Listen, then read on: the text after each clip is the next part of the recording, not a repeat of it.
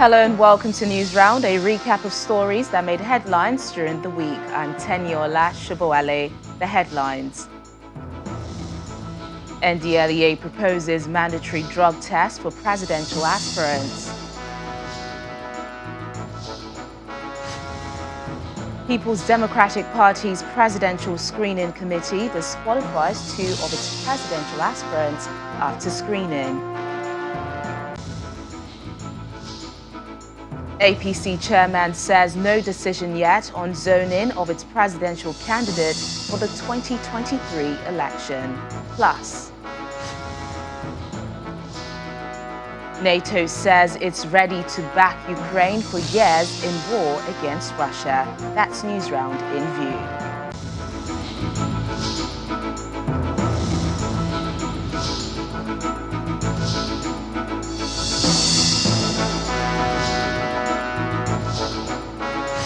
We'll begin News Round from the political scene, where the National Drug Law Enforcement Agency is seeking the approval of political parties to subject their aspirants to a drug test as part of the screening requirements for contestants ahead of the 2023 elections.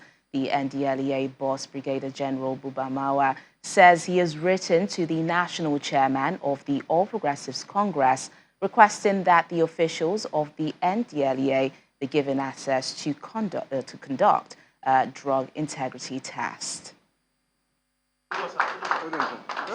It is the 2022 First Quarter Best Performing Commands Award at the National Drug Law Enforcement Agency headquarters in Abuja, and officers who've excelled in different areas of the agency are being awarded for their service.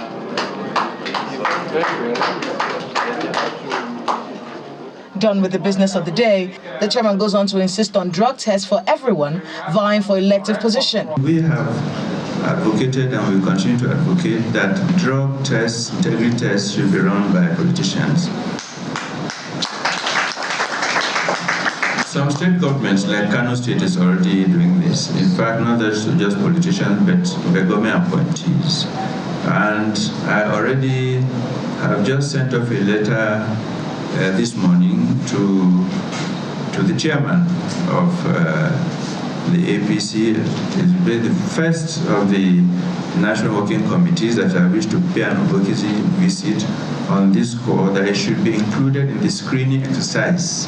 When asked about the rumors that properties belonging to the embattled suspended DCP Abba Kyari in Maiduguri, Borno State, have been marked by the agency for investigation, Mr. Marwa did not name any suspects in particular.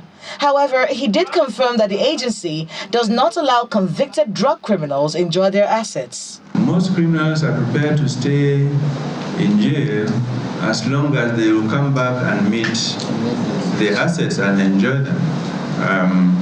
It's for this purpose that as we prosecute criminals and those engaged in these nefarious activities, we also go after the assets. And I'm not speaking about any particular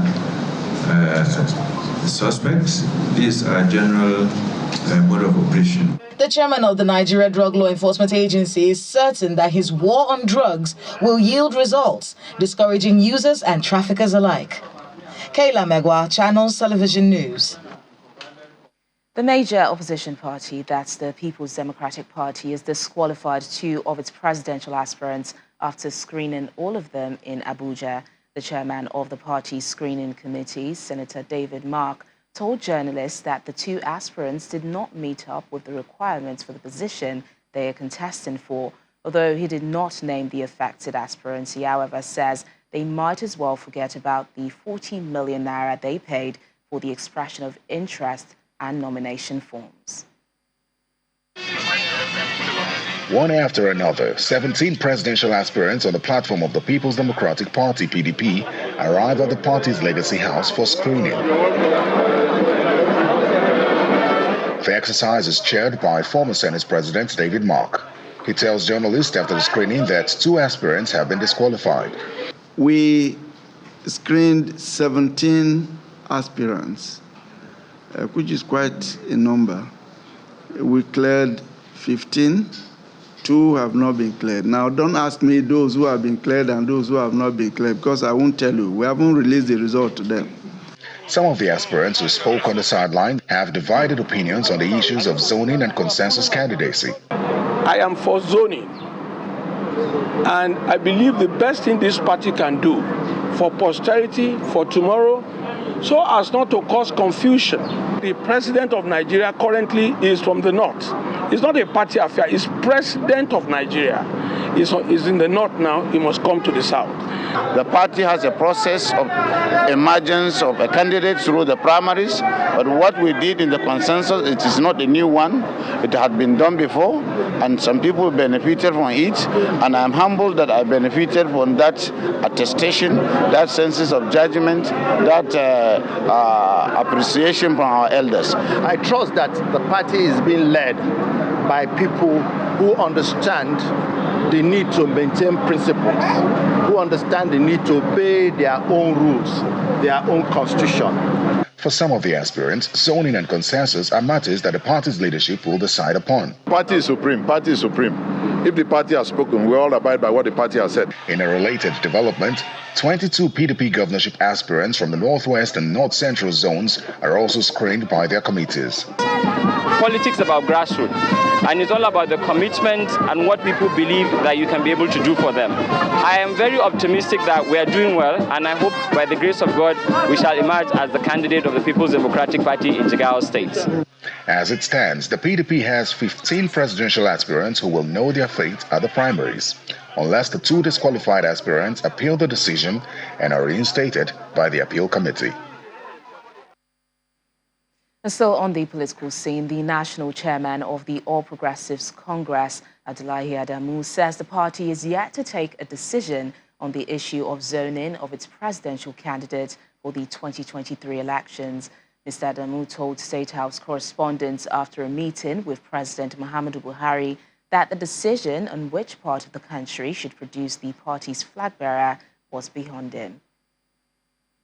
It's about 7 weeks to the June 18 governorship elections in Ekiti State, and out of about 16 candidates from various political parties vying for the seat, the national chairman of the APC, Ayo Adebanjo, who arrives at the presidential villa, believes the ruling party's candidate will emerge victorious.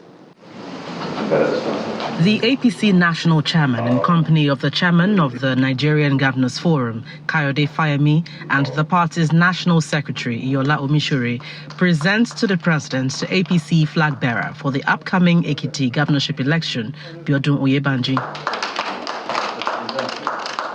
Looking towards victory, the party leadership envisages nothing different and appears in no hurry to reveal its stance on the critical issue of zoning of its presidential candidates. The party has not made a decision, and I cannot preempt what the party decision will be.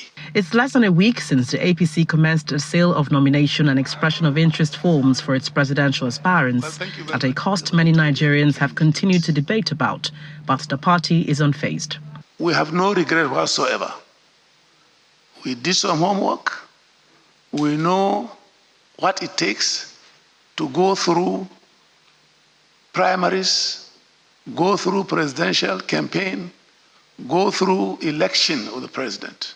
We also do know that there are citizens who are qualified to contest, but who are not serious contenders. Hours after, the president receives another visitor, the Oba of Benin, Oba Ewore II. President Buhari reiterated a vow he made in February to relentlessly pursue the repatriation of Nigeria's looted artifacts from outside the shores, including 1,130 Benin bronzes sitting in Germany's public museums. Part of the success story is the return by the University of Cambridge and the University of Aberdeen, both in the United Kingdom, of the 2 very important Benin bronzes that are being presented to me today. Already, an ultra-modern royal museum is expected to be erected soon in Benin. The Benin Royal Museum will be open to the general public for viewing and researchers alike. The president is confident that the repatriated antiquities will significantly ramp up the nation's revenue base. From the presidential villa, Gloria Umezuke, Channels Television News. Elder statesman Pa Ayo Adebanjo has told the Greater Nigeria Group that he will support the presidency going to the southeast, even as he asks aspirants from the southwest to drop their aspiration. According to him, to concede positions, this is a time to play up one of the key ingredients of politics, which could be concession, consultation, or cooperation. These are leaders from different parts of southern Nigeria and the Middle Belt, as well as presidential aspirants from the southeast at a forum in Abuja to campaign for the presidential ticket to be zoned to the southeast. The organizers of the forum say the southeast has continuously been marginalized, and the 2023 presidential election presents an opportunity to address this problem. This unbridled hunger and brutish disregard for the rights of others has thrown Nigeria into multi-fronted, multi-layered social unrest. Speakers from different parts of the country call on political parties to zone their presidential tickets to the southeast, just like it was reserved for the southwest in 1999. Why everybody must support the candidature of an Eastern origin for presidency is because the Northern people don't want to yield power. I told Tinubu himself, not in the papers, face to face. You believe this man will make you president? He said yes. I said, he will make you president. He asked Adebanjo to contest. He asked Fayemi to contest. He asked Amosu to contest. All in the West. Why? He wanted to divide the West first. President Goodluck Jonathan allowed himself to be disgraced by mentioning the fact that I'm still considering that to be president. For what? Develop and birth a nation which we can all call our own.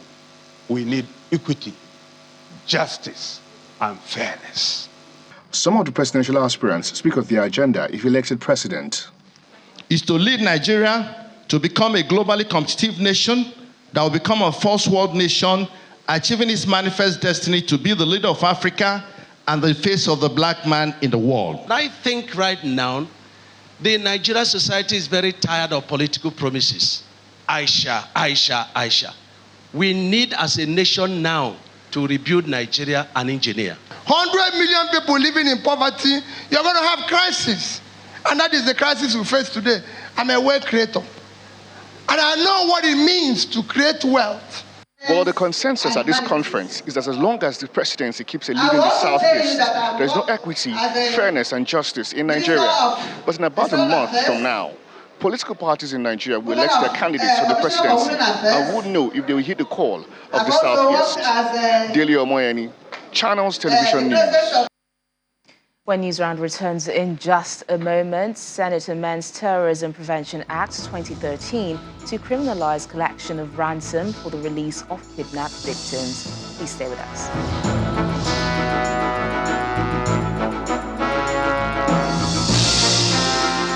Thanks for staying with us. President Muhammadu Buhari has applauded the $1.5 billion African Emergency Food Plan developed by the African Development Bank, AFDB, which is awaiting ratification by its board to forestall food crisis in Africa owing to the Russia-Ukraine war.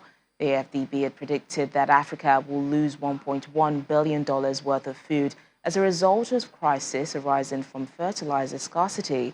The president received the president of the AFDB, Dr. Akinwumi Adesina, and governors of Cross River, Kebbi, and Sokoto states at the presidential villa. The president of the Africa Development Bank, Dr. Akinwumi Adesina, makes his first visits to the President Muhammadu Buhari this year.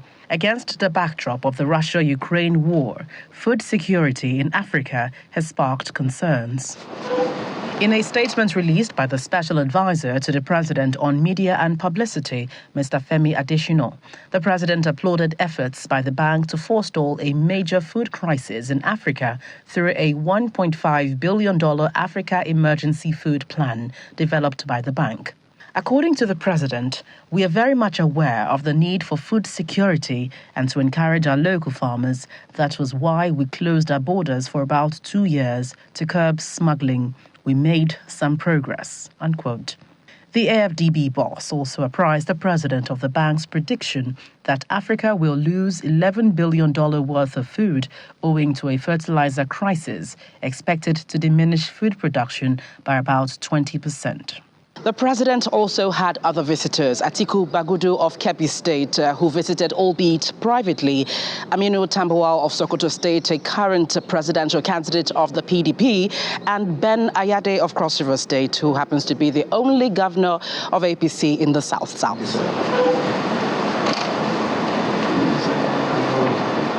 In a chat with State House correspondents, Governor Ayade reveals his presidential aspiration.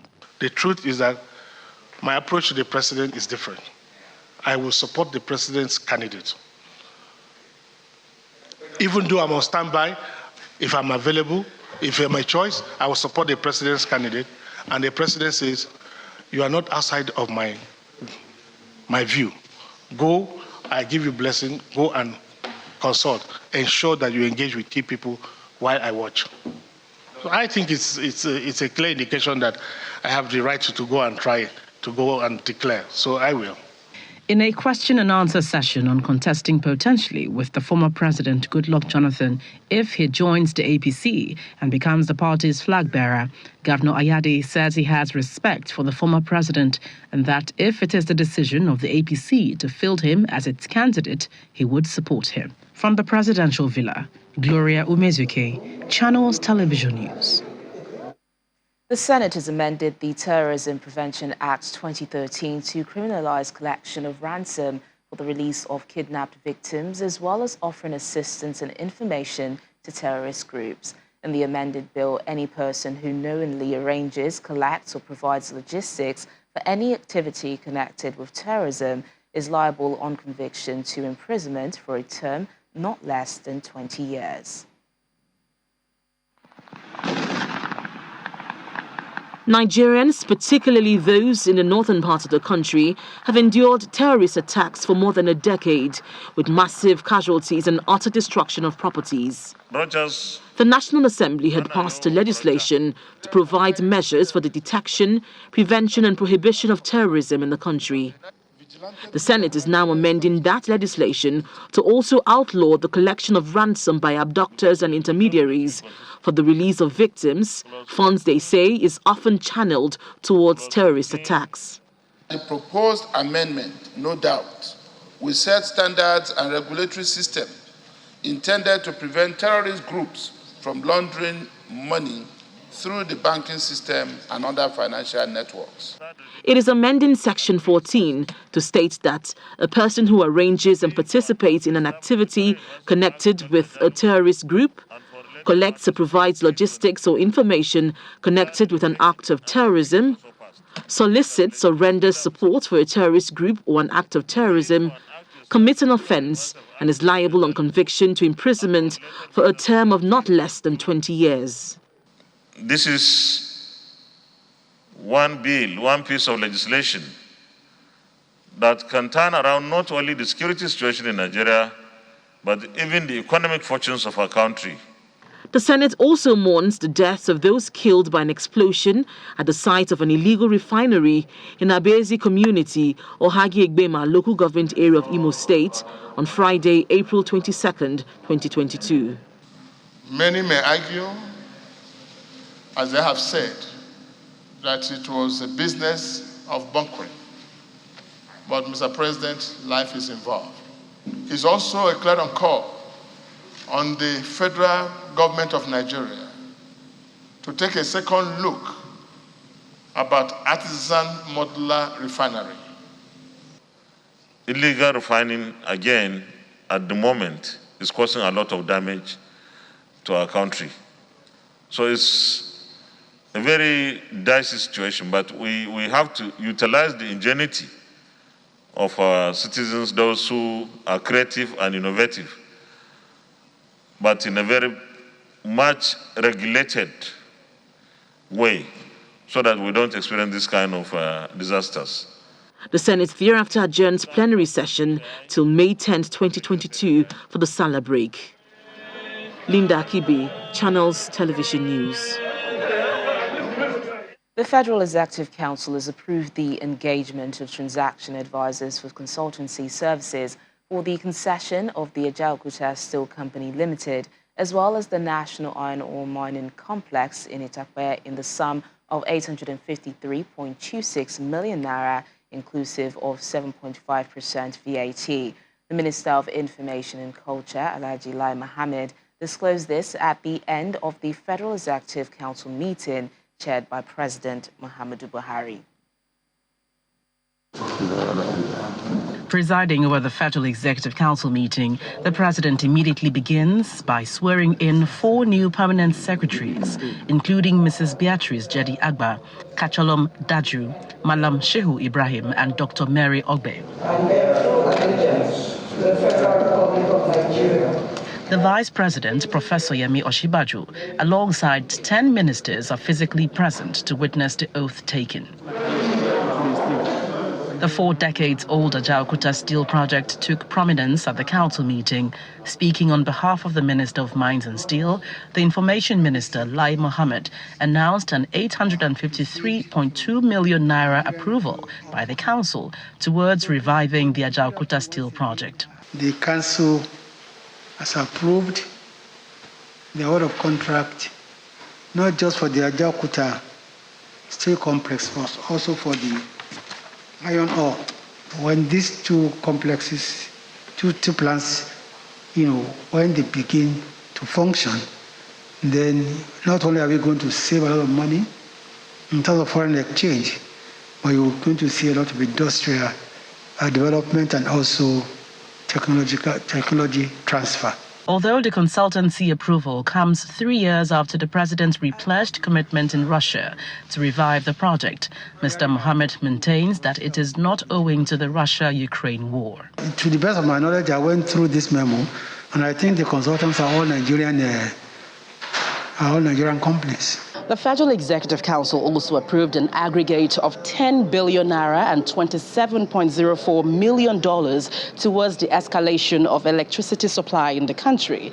But the question of how much hope and confidence would this give to Nigerians regarding power supply vis-a-vis the sabotage of national infrastructure?